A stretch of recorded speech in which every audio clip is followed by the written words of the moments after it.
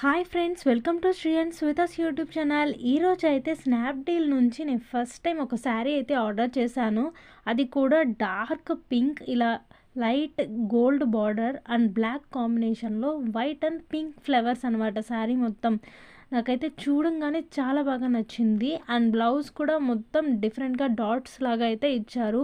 పళ్ళు part already మనం ఇందాకే చూసాము. సో శారీ అయితే చూడండి, క్లాత్ కూడా చాలా బాగుంది. వాష్ చేసినా కూడా కలర్ ఏం ఫేడ్ అవుట్ అవ్వట్లేదు.